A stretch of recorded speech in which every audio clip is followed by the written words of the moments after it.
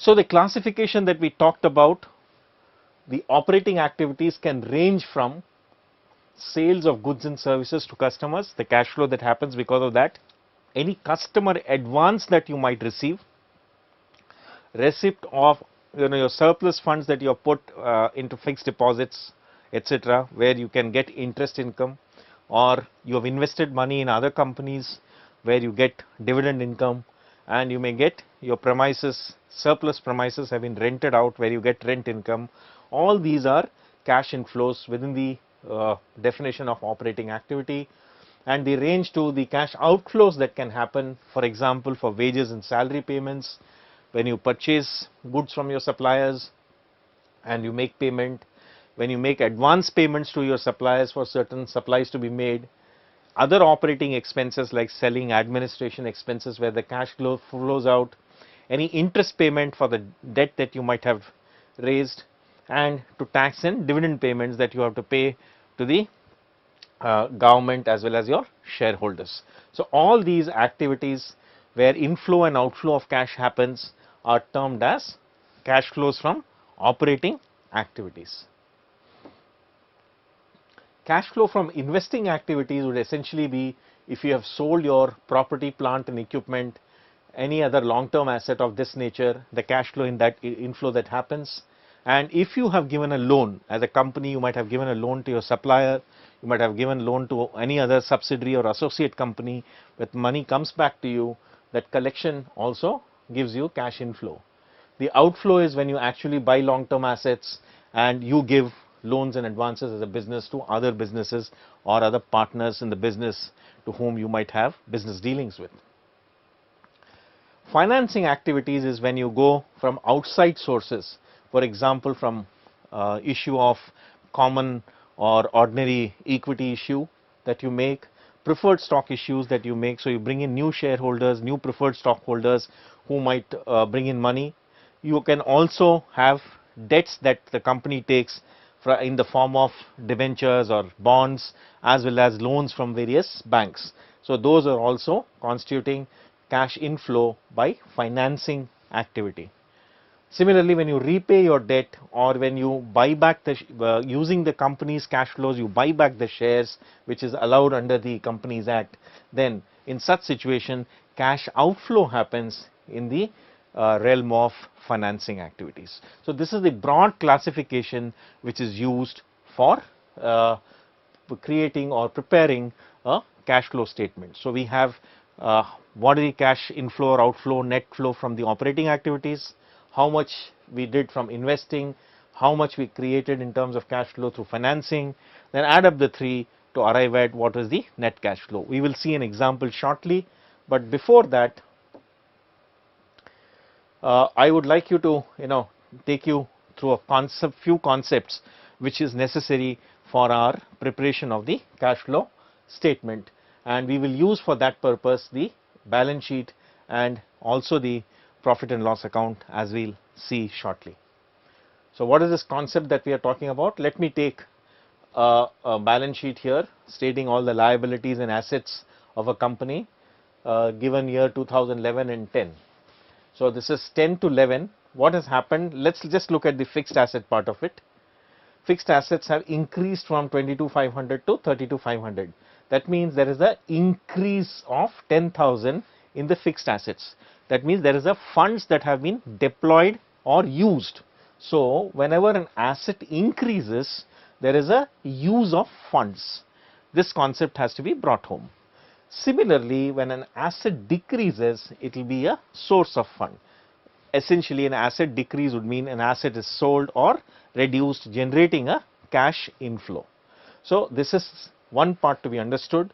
The other part, for example, here the loan from 2010 to 11 has increased by 1,000. That means a loan increasing becomes a source of fund. So an increase in liability is a source of fund. Similarly, a decrease in liability would be a use of fund. This concept very important to understand, so that you can then construct the cash flow statement using this the balance sheets of the two consequent years, so that that concept has to be driven home for our understanding. Let us summarize this. What we say? Whenever an asset increases, it is use of fund. When an asset decreases, it is a source of fund. We just now saw that.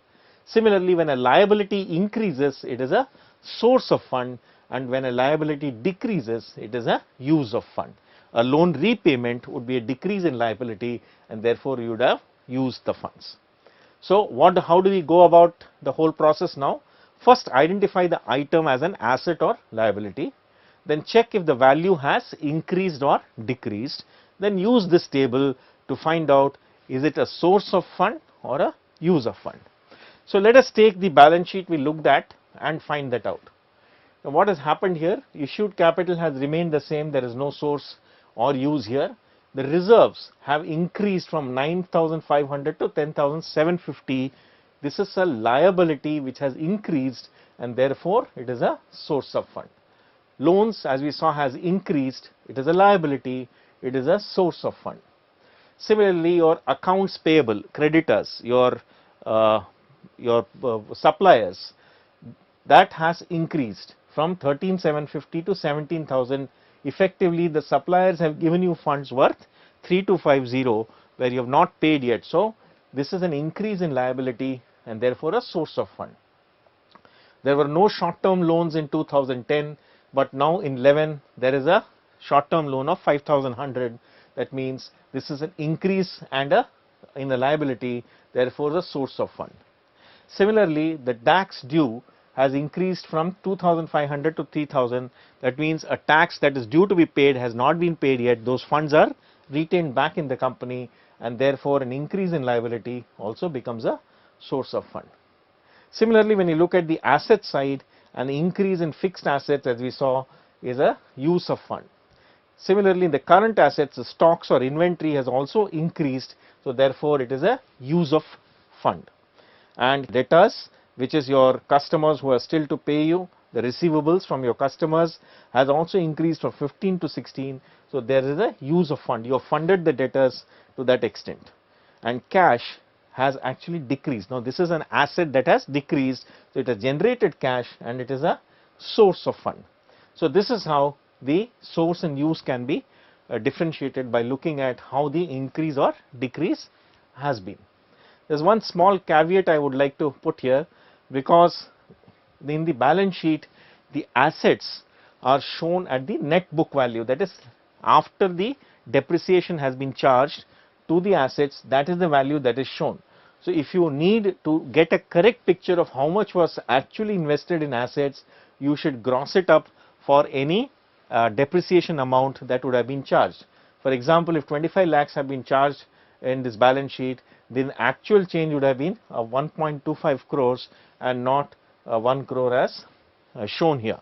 So, this angle we have to understand. Generally, we might also want to take some additional data from the company as to what was the actual investment made in the assets, or look at the schedule which the companies provide on fixed assets, where the movement of assets is clearly defined, and from that you pick up the actual movement in assets. So, there are few items which you might have to either check with the company or look at other data to arrive at what is the actual inflow or outflow or source and use of cash. So, this is a caveat which you have to keep in mind while we go about preparing the cash flow statement. So, let us look at these two figures which are important. When we started off in 2010, the ending cash balance was 1750, but at the end, that is the beginning of 2011, the cash balance was 1750. By the time it ended 2011, the cash balance was 0, but it converted into a short term loan of 5,100. So, we started off with this. So, the movement of cash, what has happened? What was 1750? Positive cash became a loan of 5,100 from the bank. Now, how did this happen? Let us just understand this. We had an opening cash position of 1,750. We have identified where the uses of funds is, that is cash went out, fixed asset 10,000, inventory 1850, receivables or debtors 1,000. So, this added up to an outflow of 12,850. And where did the cash come in from? Change in reserves, change in long term loans, change in payables, that is your creditors, and the change in tax. This amounted to 6,000 as the inflow. So, the net of the yearly inflow less outflow was a net outflow of 6850. Opening balance was 1750.